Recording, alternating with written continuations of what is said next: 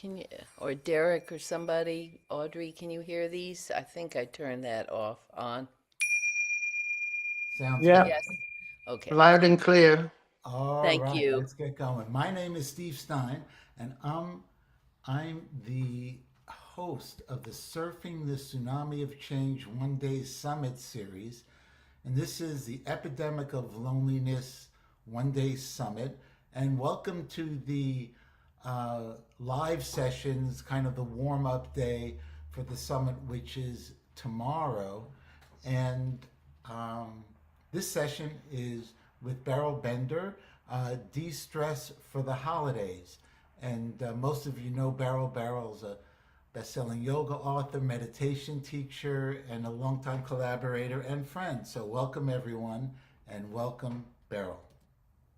That's it. Thank you. See, oh, do you want me to let Irene I in? got Or everyone. I'll let all him right. in. I'll let Okay. everyone in. Um, welcome everybody. Thank you so much for being here. I am like so happy to be doing this. This is my favorite thing to be doing. I was thinking about you guys all day, going, okay, well, let's let's.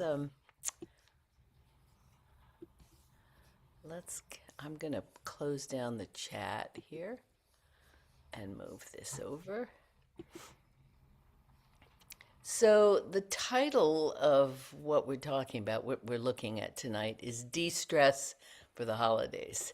And I got a big kick out of that. I went, isn't that kind of an oxymoron? I mean, the holidays, the holidays are supposed to be festive and joyful when in Europe, they say, hey, we're going on a holiday instead of we're going on vacation. So when we talk about de-stressing for the holidays, I went, we have to talk about this. What is it that makes the holidays stressful? And this is a real question. I'd really like you guys to unmute and think about what it is about the holidays that is stressful for you. Obviously, it caught your attention. You're all here, joined in. I think we'll chat for about 20 minutes, and then we'll start a meditation. And my plan is to look at a couple things, how to manage stress. And there are a couple ways. I'm going to look at two different ways that we can do that. One is to learn how to downregulate, and the other one is to connect with community. And both of those require a little bit of practice and training, and uh, and we'll look at these one at a time. But in the meantime, I want to know what it is that makes the holidays stressful for people. And I might, if everybody sits there mute, then I might start saying, okay, somebody let me know. Think about it. What makes the holidays stressful? Why is this an apt title for a talk and a topic that we all want to unpack? Well, for me, it's like not so much for me personally, but in general, like having to be with family or friends that I may not normally choose to be with, or like I go to uh, my aunt's house. I don't know about my cousin. One cousin I love, one cousin, So it makes me think about not necessarily stress, but uncomfortable. Mhm. Yes, and that's I've got that. I've certainly got that. I mean, and I want to get into that in a couple minutes. We'll get to that later because one of the things that we can do to minimize this whole idea of loneliness and stressful things is to reach out, is to get out there with other people, to do things with other people. And so obviously it can be a remedy, or it can be risky. And so we'll talk about that a little bit more in a minute. Audrey, what were you going to say? I was going to say high expectations, what we look at, how we envision our holiday. I'll use the meal as the example, how it's going to go, who's attending, and all the mix of personalities within a family, particularly if you don't see all these people often. Yeah, it can go a whole other way. Sometimes not always good. Not always good. That's true. Irene, were you going to say something? You have to unmute yourself there. While we're waiting for Irene, anybody else? Derek. There we go. For me, personally, I'm glad that I don't have any Christmas events to go to. I really, since I've been meditating, value silence and Telling you. calmness. I And don't peace know. and Can you hear me? quiet. No? Hello? Yeah.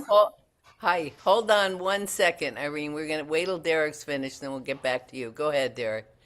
Yeah.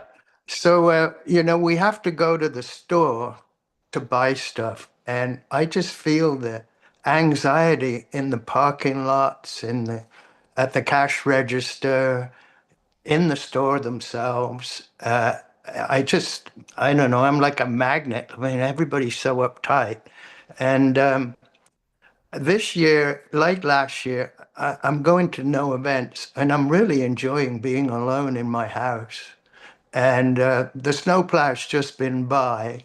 So that means nobody can get in my driveway now, too. So I just love it.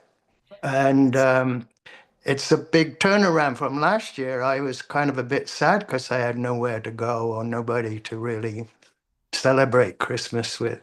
When I did celebrate Christmas, the kids opening the presents, I see excess, waste, so much wrapping paper, all this stuff that's bad for the planet. I don't see gratitude in these kids. I mean, they're kids, right? They're all excited. But shouldn't we be like grateful for a gift, even if you don't like it and stuff like that? So Yeah, boy, that's a lot. That's a great contribution, and yeah, we should be grateful, and kids should be taught to be grateful. And there's certainly something that's a little bit missing in the current obsession with stuff, and stuff particularly from China. Irene, now are you ready? Were you going to pop in now? And now you have to unmute again. I think it was you talking before, right? No, you Heard still. me. There you are. Okay. What's stressful about the holidays? Oh, wait, she's just muted herself again. What about anybody else? Anybody else? Ted? Susan? Susan's iPad. There are some things in the chat that are, Can you worthwhile. read those? Yeah, being alone and all the regular activities of life are paused for 2 weeks, and grieving those who are no longer with you. Yeah, that's.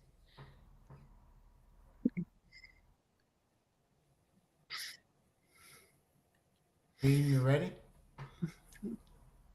Okay, now you're on mute. Go ahead, Irene.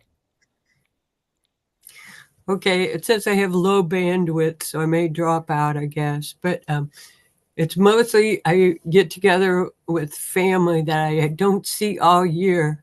And kids are growing up. I have no idea what they're into, so it's just hard to relate to them. And most of them are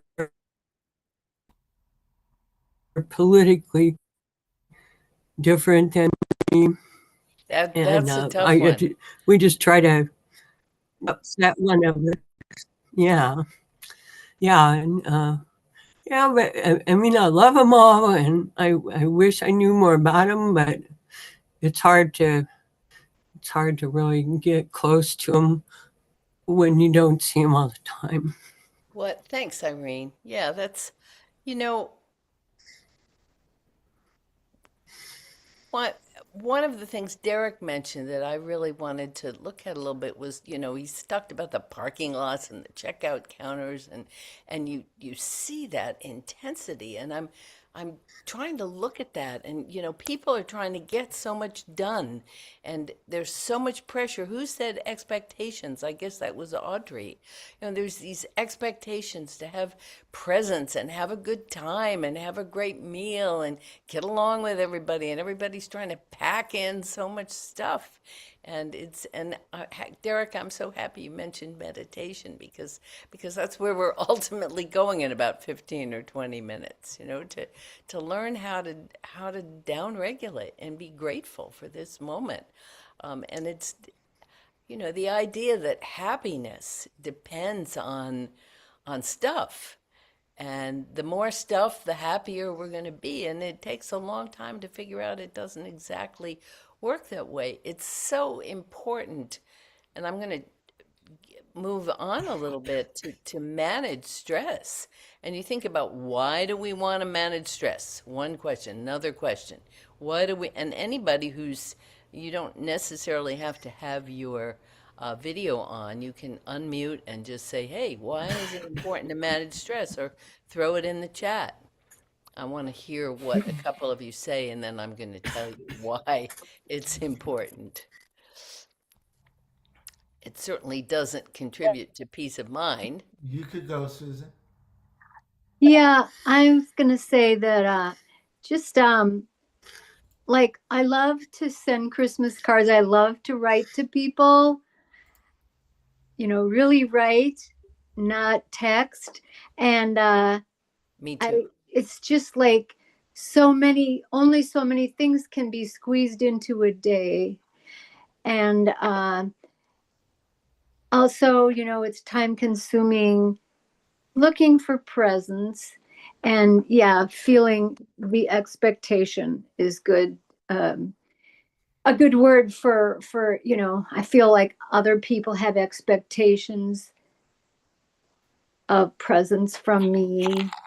But yeah, that's about all I wanted to say. The time crunch feeling. The time, and Christmas is a week from tomorrow, right? Yeah. All of a sudden, and it's amazing that we're living in a time where there is so much coming at us. So many podcasts, so many commercials, so many, join this, contribute that. I'm getting requests for donations from 25 different animal rights organizations, that by the time I bought a new printer today, and I had a printer that's 25 years old, and it's been working great. And all of a sudden I tried to, go on the HP website and put in the serial number, and they said that number doesn't exist anymore. I went, oh God, I've got to figure out how to use a new printer. And you're either on the phone with AT&T, or you're trying to work out how to work your new iPhone, or you're trying to change I had to try and change my Medicare plan. That about put me over the edge. So it's important to manage stress. Why? It doesn't contribute to longevity. It doesn't contribute to health and happiness. And I'll tell you why in a minute. In the blue zones around the world, many of you, I'm sure, know about the blue zones. They're places where a significant percentage of the population lives to be over 100. And all of these? There are 5 different blue zones, and all the people in these 5 different areas manage stress in different ways, but they've all figured out ways to kind of to deal with stressful things in their lives. The Okinawans in Japan talk to their ancestors.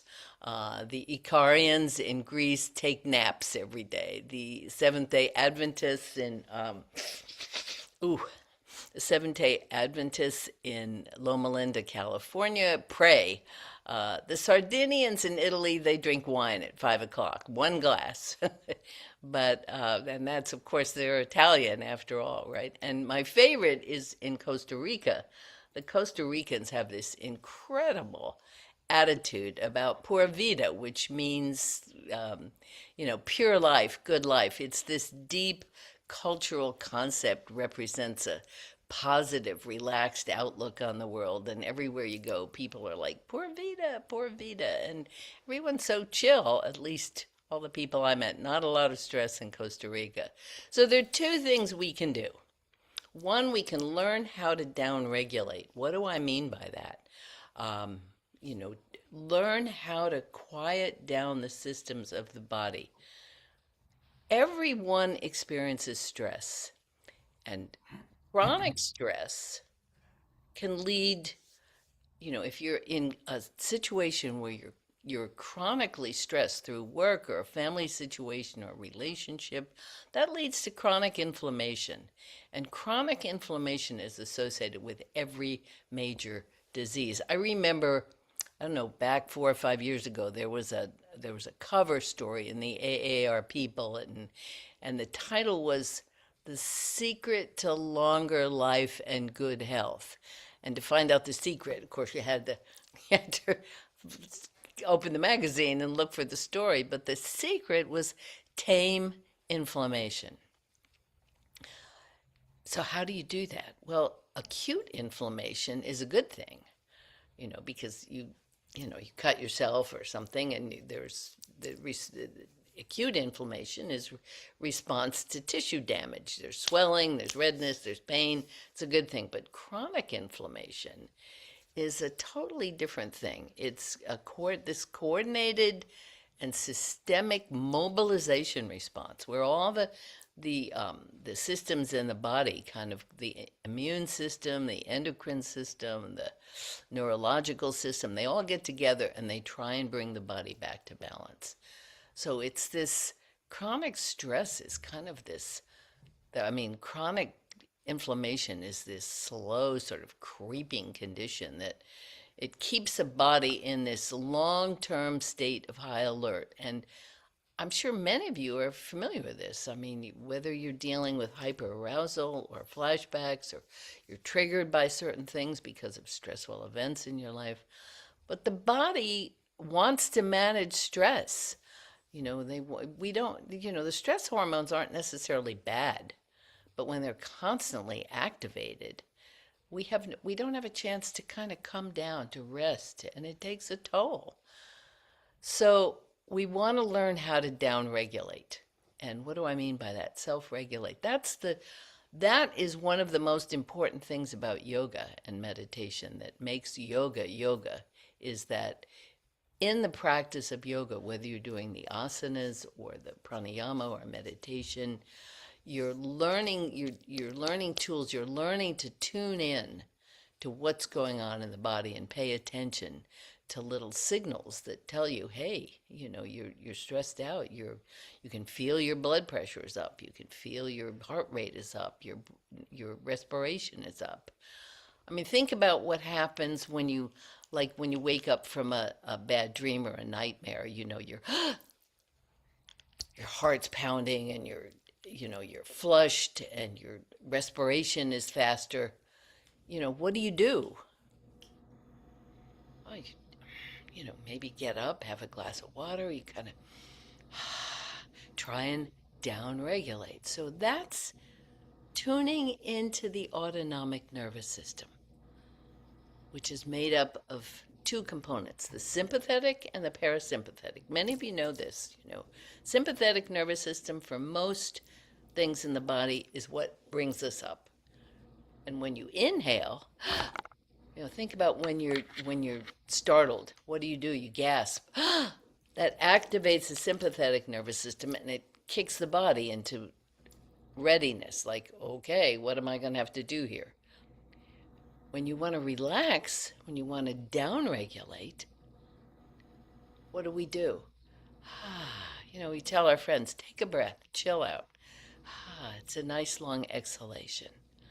And that helps. It's like a parachute. That's how I remember parasympathetic. It's bringing you down. So we used to think that was the involuntary nervous system. But we know it's not so involuntary. That system controls the heart rate, blood pressure, brainwave activity, muscle tension, the stress response, and all of that is very much in our control. And all it takes is developing mindfulness, just learning to stop and tune in to what is going on with me right now. Before we blurt out, before we, punch somebody across the Christmas dining room table. And you're right. We have to deal with a lot of people that we don't we don't see that often, that we don't necessarily politically or spiritually agree with. I want to tell you about two studies here that were totally great, that talks about what one of the things we can do. And I want to get into that, reaching out to people, but the risk that's involved there. And many of you, I'm sure, remember this. There was a Harvard study called the Harvard Study Adult Development Study, and it was the current director is a psychiatrist by the name of Robert Waldinger, and it started in 1938, and there was 724 men. It was all men that were in this study. They were half of them were inner city kids from Boston, and the other half were Harvard sophomores. And they followed these men all through their lives. They got married, they had kids, they followed their grandchildren and their children, and tracked their lives. They tracked their health, their work, all. And the clearest message that they got from thousands of pages of data is good relationships keep us healthy. So your intuition, that one of the causes of stress is having to deal with people that maybe you don't have such a great relationship with, is right on the money. And we'll talk about what you can do about that. And the quality of these relationships matters. When they're warm and supportive, they help us to be healthier and live longer. When we're living in the midst of conflict, and think about your own life, maybe not now, or maybe now, maybe previous, and we can all sort of relate to that. It's not great for your health, because you've got that chronic stress, the chronic conflict, leading to the chronic inflammation, leading to cancer, diabetes, and heart disease. The other study that I wanted to tell you about, and one of the other things that came out of the Harvard study was that loneliness kills. That when people and this is the wonderful thing about what Steve has put together here, the epidemic of loneliness, because we see it all around us. And Derek did a great job of talking about the difference between being alone and just luxuriating in that silence and peacefulness, and reaching out when you are, when you choose to reach out, when you want to connect. Because connection is important, but being alone is not the same thing as loneliness. So it's important to, have some discernment about the difference between those two. The Framingham study, which was a population-based observational cohort that was started 1948, right around the same time as the Harvard study, it was done by the U.S. Public Health Service. And they were investigating the epidemiology and the risk factors for cardiovascular disease. And what did they learn? When you hang out with unhealthy people, it has a measurable impact on your health over time. So when it comes to longevity, the most important thing you can do and managing stress is hang out with people who support your healthy behavior. Now think about that for a minute. Hang out with people who support your healthy behavior. That isn't always possible, especially, as Steve said, in family situations. So there are two pretty significant studies that say the best thing you can do to combat stress and loneliness is to hang out with people who support your healthy behavior. That means, and what do the Blue Zones call that? What did I call that in my program I did on longevity? And actually for WisdomFeed, we have that program in an evergreen available program. It's a whole program on longevity. Yeah, it was excellent program where you really got into it pretty deeply with beautiful slides. It was excellent. And so what do we do? The community is really important. It's really important to reach out, but we want it to be the right tribe. Now, some of us have the good fortune to be born into right tribe. Some of us not so much. Some of us have to create our right tribe. And what is the right tribe? Your right tribe can be your spiritual community. Your yoga sangha, your church members, your synagogue members. You go to church once a week, you go to the synagogue, you go to temple. Not everybody there is on the same page. They may not all be like-minded, but it's a community. And it's reaching out. So if you're going to be in community,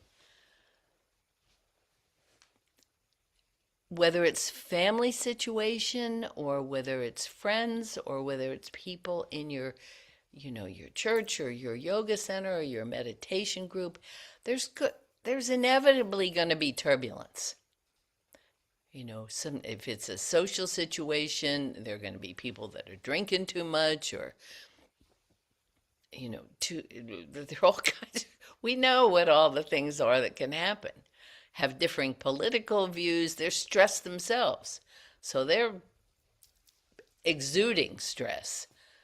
So no matter what, whether it's family members or friends in your community, stressful situations arise. We're trying to get a lot done. We have financial issues we're worried about. I never realized how stressful Christmas was for me for years. I was always trying to get A's in decorating and gift creativity and meal preparation, and I had to do it all. And I finally, like Derek, I finally realized that isn't what's making me happy.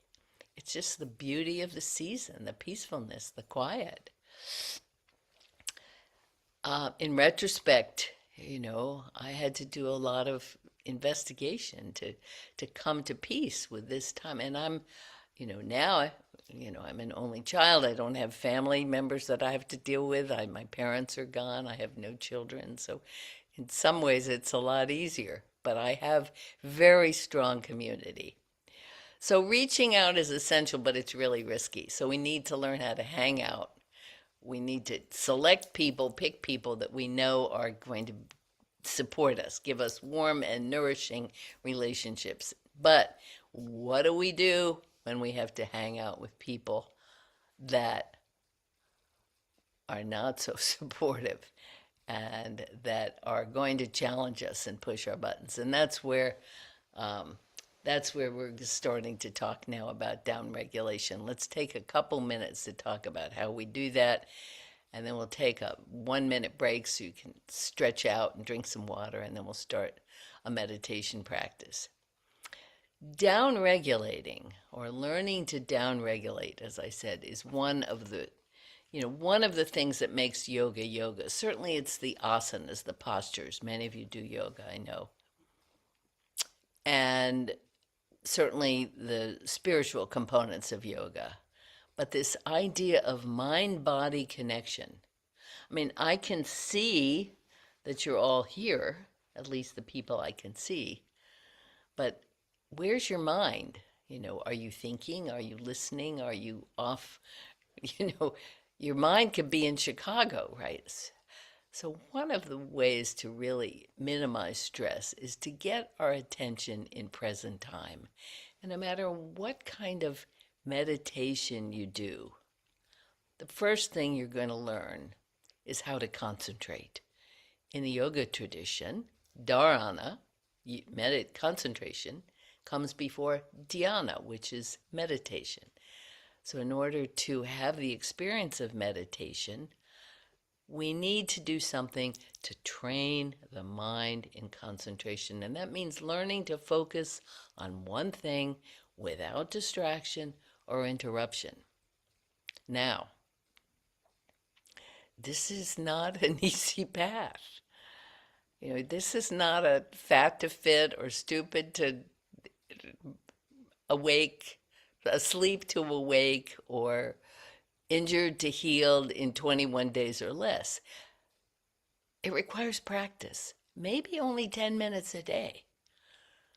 But it does require you to sit down and practice so that you get stronger when you're out in the world and you're challenged by people that don't agree with you or pushing your buttons or doing something stupid or that you really can't do anything about.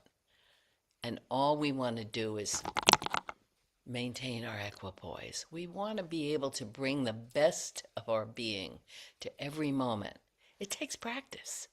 It doesn't just happen, doesn't fall out of the sky. Right? Learning to concentrate, learning to focus your attention.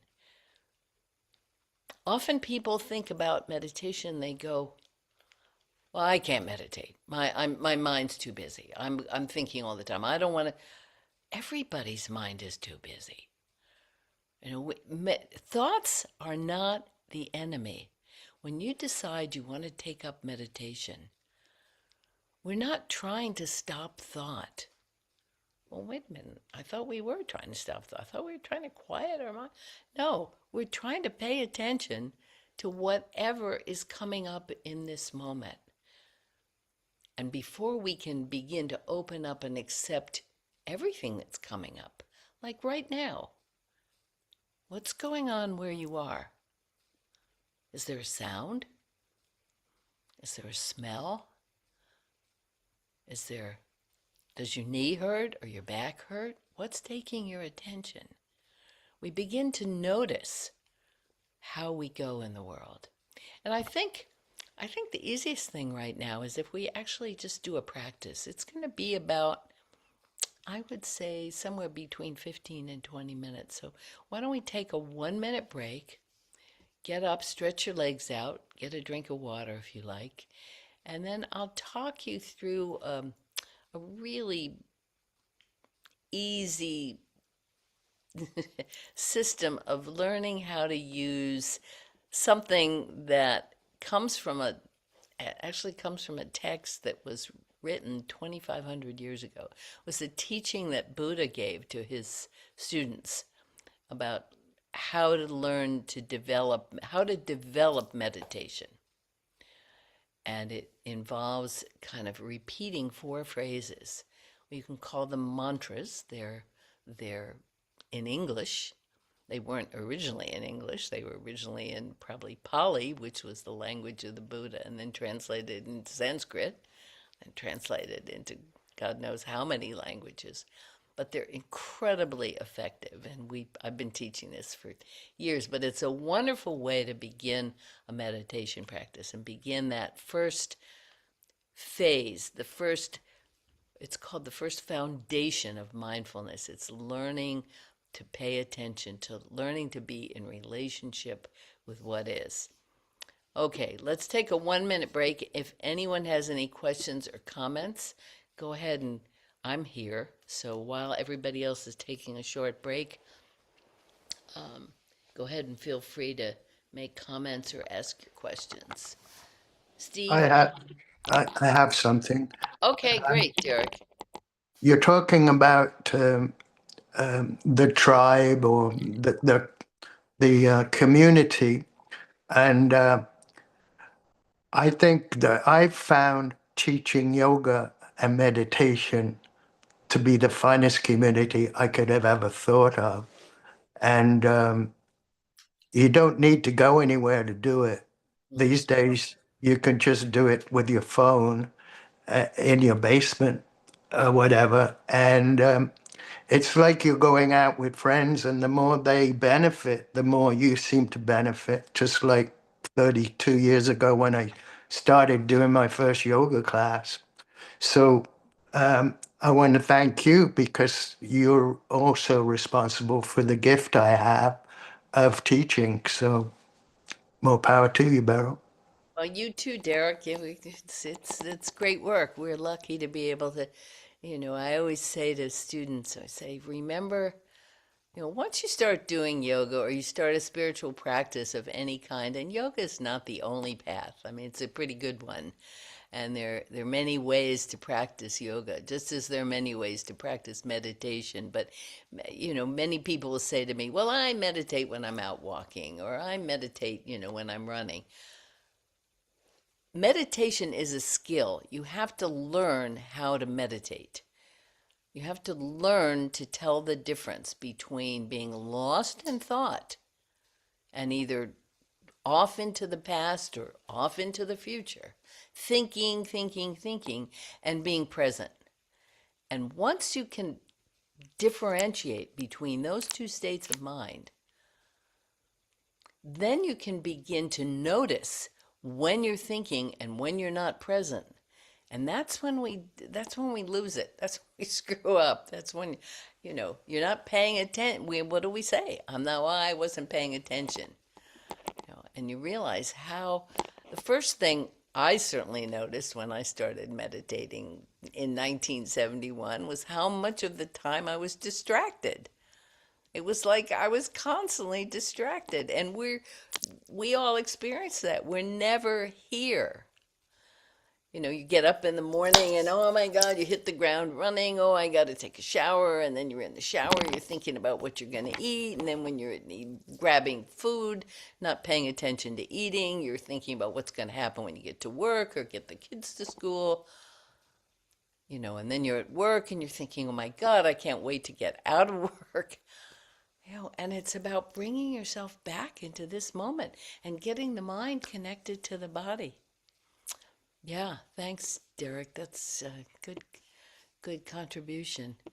Okay, guys, everybody back? Who knows? You guys could be, I don't know where any of you are. I love having all these names on the picture, but I also love seeing people. So I'm grateful to those of you who are brave enough to be present. You could all just be here and not here.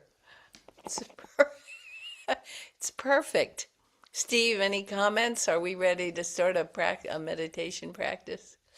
Yeah, I think so. And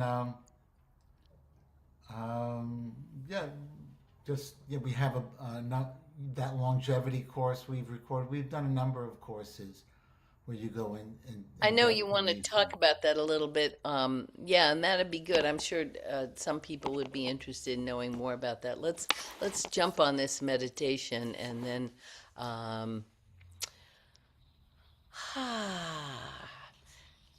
Is anybody looking at the chat? Are there any Yeah, I'm questions? looking. There's someone had a funny tame inflammation and expectations. LOL. Tame, tame inflammation and expectation. I love that. Yeah, we should make a t-shirt with that. Okay, here we go. So, if you like, come to a comfortable seated position.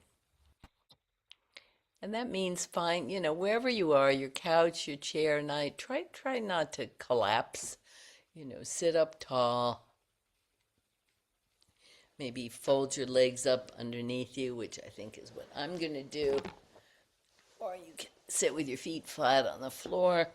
Take a moment to get settled. And then close your eyes. And take a couple nice deep breaths.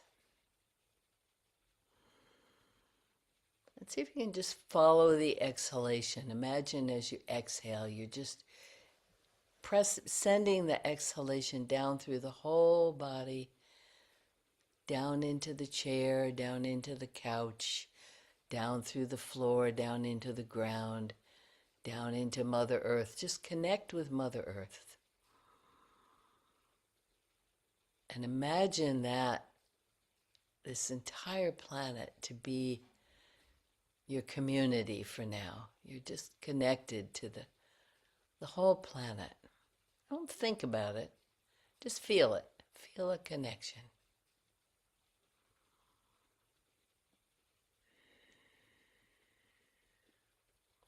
Feel the weight of your body pressing down into the chair or wherever you're sitting.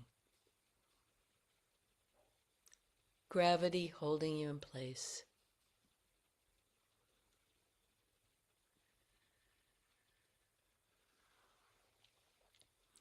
What sounds do you hear? And just let the sounds be not good sounds or bad sounds. We're not examining them or liking them or disliking. We're just noticing. Because really, they're just sound waves. There's no sound. So just think of whatever sound you hear as sound wave coming to your ears. And just let it be. Family members or traffic or activity or neighbors, or it's okay.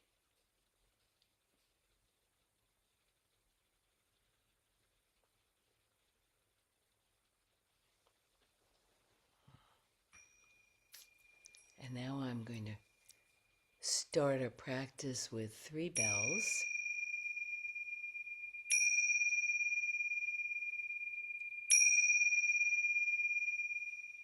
And we'll end kind of the same way with the 3 bells. Bells are just a call to come home, a call to anchor into this present moment. And now see if you can direct your attention to your breath.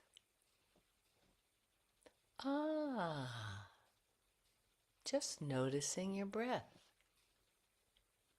Not changing it or judging it, just notice it.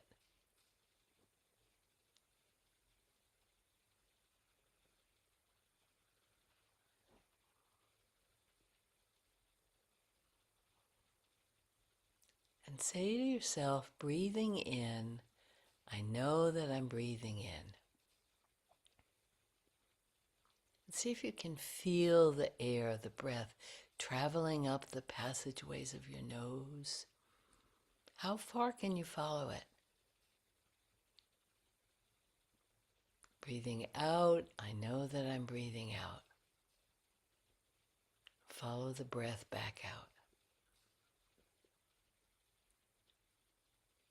Breathing in.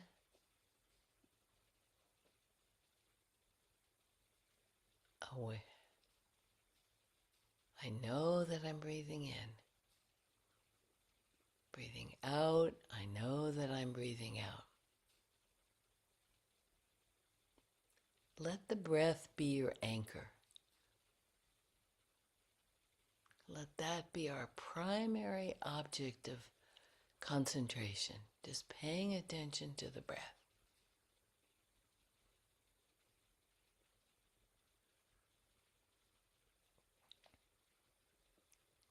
And then all of a sudden you may notice, thinking. A thought pops up and just captures your attention.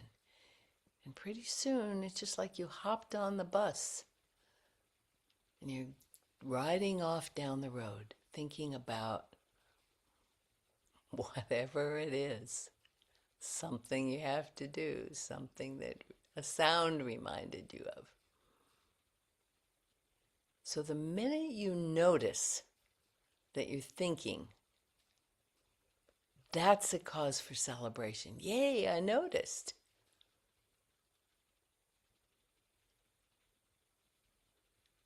And then come back to your breath. Begin again. Breathing in, I know I'm breathing in. Breathing out, I know that I'm breathing out.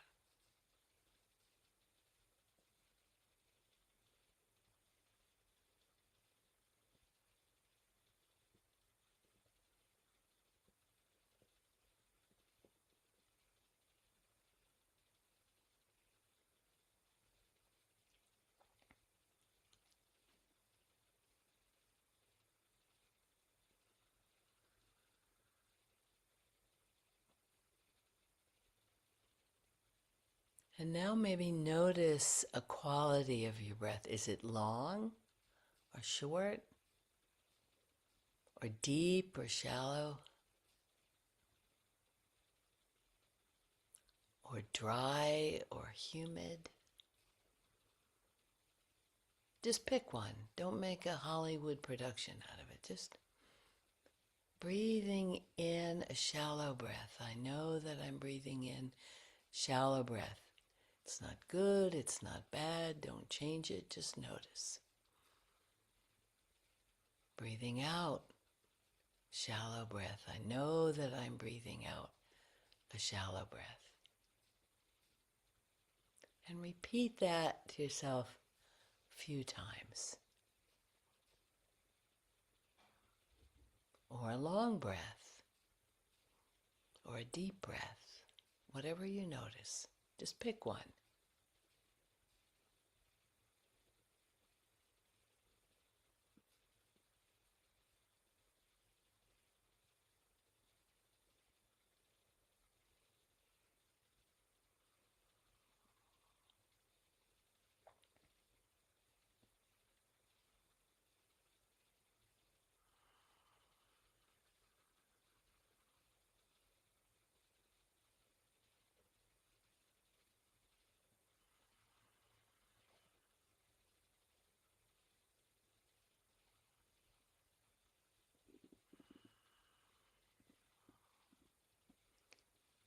The minute you notice you've been distracted by a thought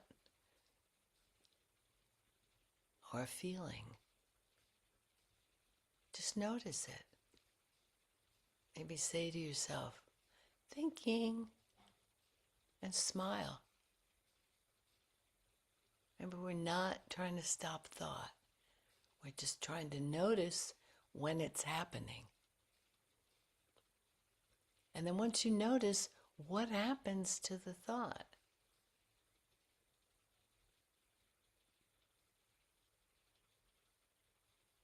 And come back to the breath. In, long, out, long.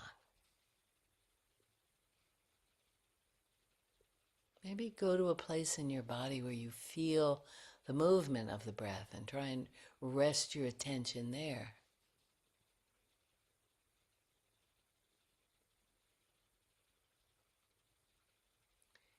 In and out.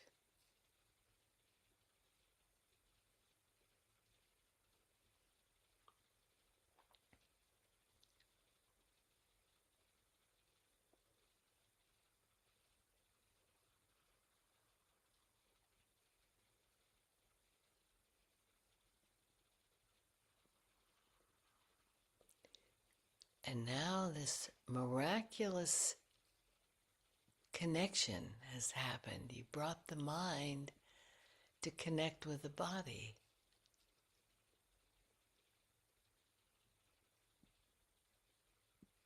The minute you connect to the breath, you've connected to the body. Breathing in, now I'm aware of my body. Breathing out, I'm aware of my body.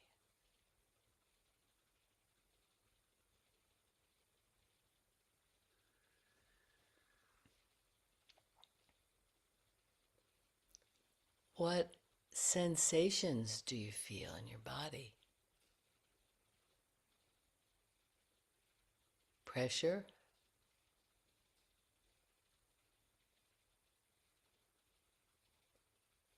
Temperature?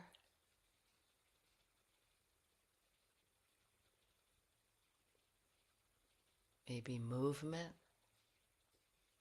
Just notice.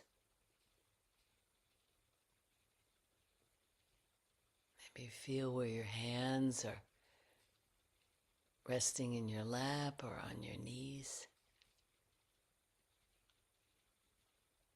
Feel the pressure of your clothes on your body.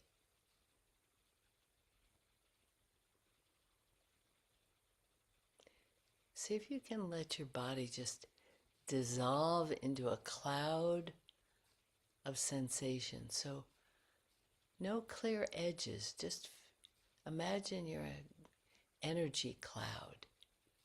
All you notice is sensation. What do you notice?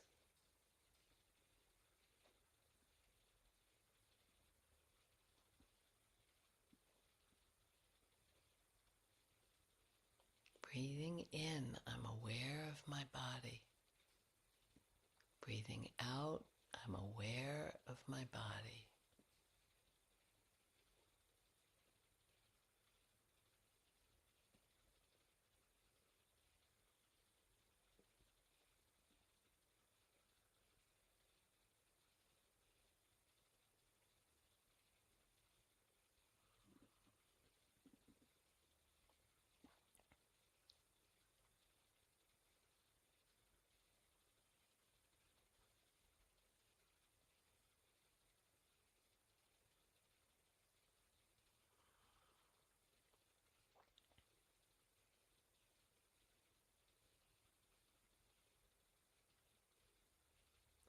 See if you notice any tension anywhere. Are you contracted or holding somewhere? Your back, your shoulders, your jaw, your hands. Can be very, very, very subtle. See if you can just relax a little bit without collapsing. Just keep letting go.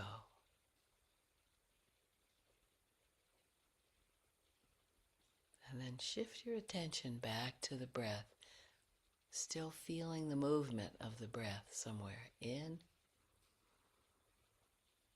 and out.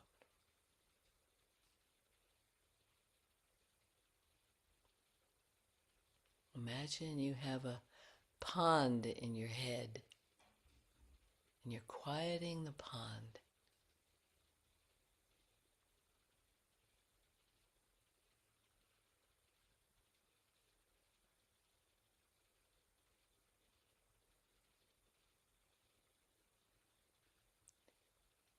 Learning to tell the difference between being lost in thought and being awake, being present.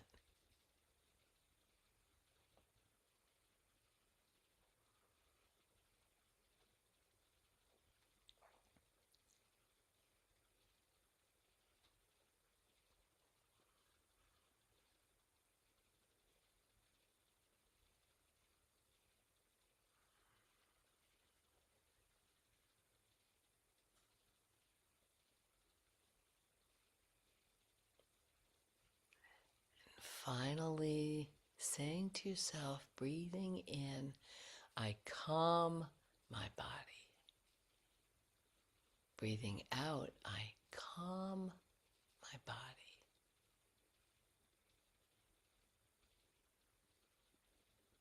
In, calm. Out, calm.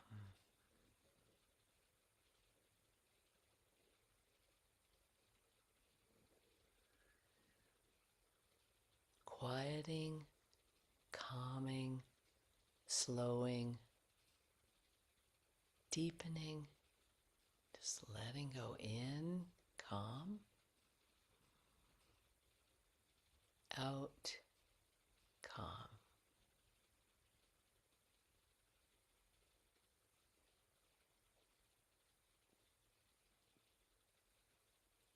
See if you can cover the breath with your attention.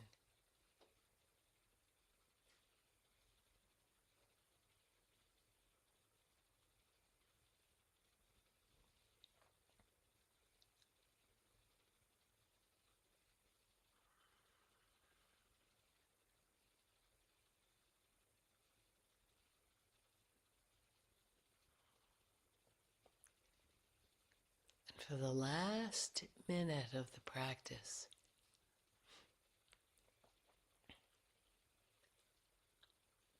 see how closely you can pay attention to the breath. You don't have to lean in or chase after it. Just sit back and just receive the breath. Let it come to you. Let it appear, arising in the field of consciousness and dissolving back into the field of consciousness. Just an arising that we notice and a descending that we notice.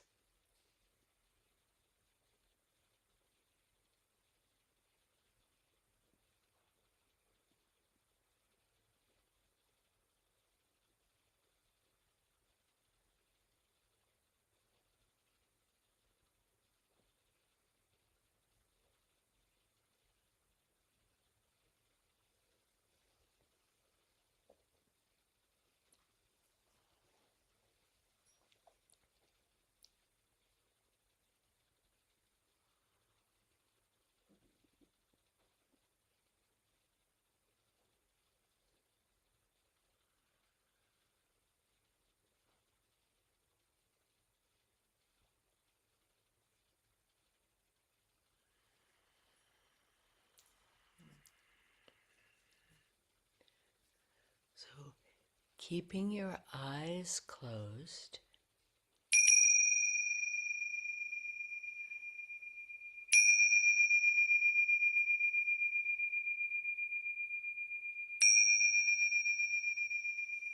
slowly, gently preparing for your return to full waking consciousness. Still, the eyes are closed. So, it's really important to kind of set up a little mental mudroom that you're going to travel through, going from the inner world to the outer world. And just making a decision to carry this sense of calm, if indeed you're feeling calm, with you. So I like to reach to my right knee with my left hand, take a big inhale, and still with eyes closed, exhale and twist to the right. Oh, and then do the same thing on the other side. Big inhale, reach to your left knee, and twist to your left. And then you can kind of arch back and extend the spine. And then round forward and flex the spine. And then the last thing I like to do is rub my hands together and then rest my eyes in the palms of my hands. Before you open your eyes, just think of something you're grateful for. And the list could go on forever, but maybe heat, maybe shelter. I'm grateful for all of you. And take a moment to notice if you're feeling any different than when we started. And then slowly opening your eyes and releasing your hands.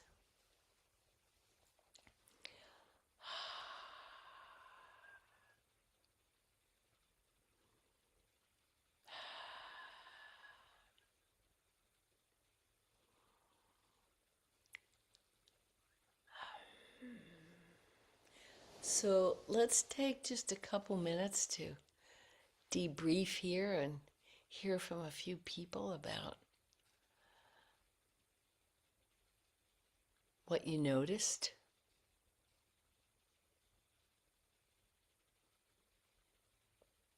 What'd you notice, Audrey? Or is it too soon to ask you to jump into talking?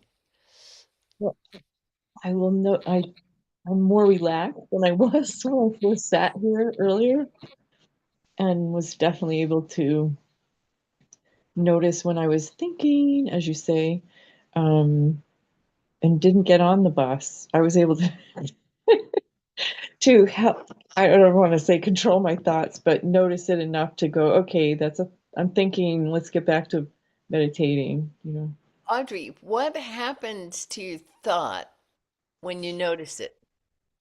Did you happen to Um, notice? Where does it well, go? it disappears. Yes. It's the first thing we notice is how much we're distracted by some things that are so insubstantial. The insubstantiality of thought was just mind blowing to me when I first discovered that. I went, "Wow, really? I thought these were really important." It's not that we don't think about important things. It's that we never know what we're going to think about next. It just Exactly. arises like a whale breaching out of the ocean. It just pops up whenever it wants to. Like a And you ticker notice, go ahead. It's like a ticker tape. I mean, all kinds of things pop up. And then when you do notice, you go, oh, yeah. All of all of you who are, oh, Stephen Pegg is here. Hi, Steve. Um, I think he just joined us. Anyone who is on, who is not, their video is not on. I hope all of you are behind those screens somewhere. Anybody have a contribution, verbal contribution? Just unmute yourself and pop in. No, not a very voluntary, not a very oh, yes, we got one. Oh, Steve, you weren't here. You can't count. You, all right, ask to unmute. Oh, we got one. Tammy, do you know, are you asking to unmute or do you know how to unmute yourself? I don't think so. All right, well, we'll go back to the old standbys. What'd you notice? Derek. Well, it was beautiful, and I really appreciate how quiet my house is right now, and my breath in my passages of my nostrils felt like silk, and it was just the way I like it. And your methodology works wonders. Well, it wasn't, I can't take credit for it. It's, I took it from Buddha, or actually, I took it from some people that carried it forward. Bryn, are you still on there? What'd you notice? You were meditating with us, yes? Can you unmute yourself and tell me what you noticed? There we go. Hey, I'm over take care of my neighbor's dog, and as soon as I started meditating, the dog started acting up. So I just kept breathing and listening and thought that was interesting. But then I became very relaxed, and I realized that you were pulling us out of or bringing us back, and you were saying like to stretch, and I was still just being very still and peaceful. Like, wow, it's nice now the dog's This is such a acting up. wonderful method. Right. This comes from a text called the Anapanasati Sutta in Pali, and it's in the set of instructions that Buddha gave to his students to help them develop meditation. The first four we did, breathing in, I know I'm breathing in, breathing out, I know I'm breathing out. Breathing in a long breath, or whatever you notice. I know I'm breathing in a long breath. Breathing out, same thing. Then you connect to the body. Breathing in, I'm aware of my body. I'm so curious to know from people what happened when you connected, when you noticed your body. What did you notice? My knee hurts, my back hurts, I feel pain, I feel temperature, I feel sensation, I feel, that once you start to really watch, you realize the body is as insubstantial as the thoughts, that it's just a cloud of sensation. What do we really feel? Pressure, temperature, movement. This thing that we're so protective of, that's so solid and seems so separate from everything else, is just another arising in the field of consciousness. Breathing in, I'm aware of my body. Breathing out, I'm aware of my body. And the last one is breathing in, I calm my body. Breathing out, I calm my body. So, how many of you actually noticed a difference between when you started and when you ended? You can you can do a little react. You can put a thumb up like that. Oh, there's one thumb. There's another thumb. Can these guys that don't have their videos on, they can't put thumbs up and send up hearts and stuff, can they? Look, people keep popping. Oh, look, they can. Look, yay. Oh, this is so much fun. You've made my whole day. Thanks, Tammy. Oh, gosh, modern technology. All right, so there you have a nice little technique you can use over the holidays. You know, it's risky to go out and about. It's hard to connect. Sometimes it is. Sometimes it is risky. Sometimes we have health situations that make it hard to go out, and then you want to make sure you have other ways to deal with the stress, and this is a good one. Learn to meditate. But practice what we just did. Take 10 minutes.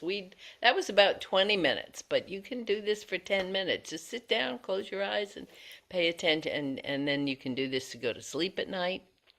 And I hope that this practice will help you to get through these holidays and de-stress for the holidays. Steve, I'm going to hand it back over to you. I know there's some things you wanted to share and Yeah, talk about. first off, everyone, that was great. And thanks for coming. And Beryl, that was great. I'm much more relaxed now. So thank you. And you had a stressful day too. Well, full. Full, that's a better It's way to not put it. over Full yet. day. It's not over yet, but we're Oh, getting you've there. got another one at 7 o'clock. That's Yeah, right. so I think 7 or 7:30, we have it's a little housekeeping, then a couple of new things that we're working on. So I would say at Thank later. you. By the way, let me interrupt for 1 second. Thank Sure. you all. Thanks for putting in the little notes in the chat. Thank you, everyone, for coming. Have a great rest of your evening and Merry Christmas, Happy New Year, Happy Hanukkah. And I wish you all lived next door. Okay, back to you, Steve. And Oh, 7:30 tonight, we will hear some music from Stephen Page. Uh, where he's going to be playing two songs, and it's the 40th anniversary of when I produced an evening with Ram Dass when I Oh was my gosh. 40 years. It's crazy, and Stephen Page at the event on the Upper East Side, he performed initially, and so that'll be the last live event, and he'll be doing qigong live tomorrow at noon. It's all on the schedule, and a couple of other things. As we step into the new year, our focus at BetterListen and WisdomFeed has been on unplugging. So we creating our first journals. These are interactive journals that are kind of come from these some of our popular audio programs. So that is an experiential product that we've been working on and just launching. We're also launching Wisdom Feed Academy, where we have some curated courses that are available, and we're kicking off our Try This at Home series, which are micro practice. The Academy is fantastic. I was on there poking around looking at some of the programs you You're have. like the first person to see it because I don't know why we've been keeping it a secret, but yeah, and you will add your stuff there as well. So thanks. And Try This at Home is a micro practice series that we're developing, and I call your attention to, there's a recent program we did with Jon Kabat-Zinn on mindful micro practices. So that'll be available with tomorrow afternoon's programs. Then next Tuesday, we're doing the next sequence in the next episode in our Brooklyn Stories podcast, which is very interesting.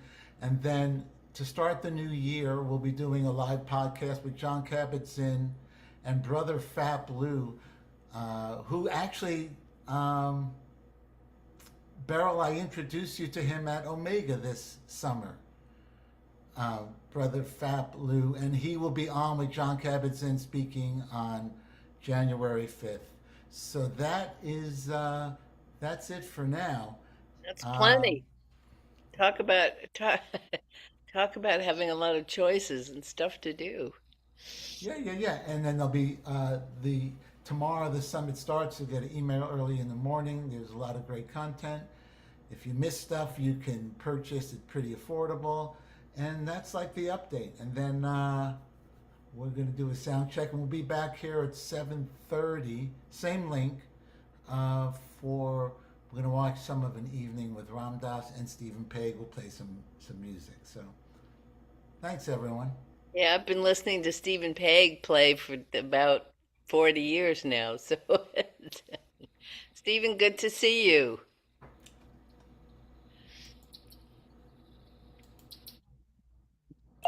Good to see you too. I'm sorry, I was not, had my mic muted. Good to see you. Good to be there with everybody. Sorry, I've been doing some tech stuff, getting ready for the later thing, so I've been involved. Good. Well, I should probably get off and let you guys get on with it. Thanks, everybody, for being here. Steve, is that it? Are we? That's it. I'm going to close down the room, and then Okay. and then I'll open it up again. Steve, maybe you just come back in, and then we'll set up. Sound good? Audrey, thanks for being here. Susan, good to see you Thank all. you. Lorraine, you. Stefan, Lena, Mona, all of you, have a great holiday. Happy Bye, holidays, and thanks for coming. I'm going to shut it down, and we'll see Thank you. maybe in an hour.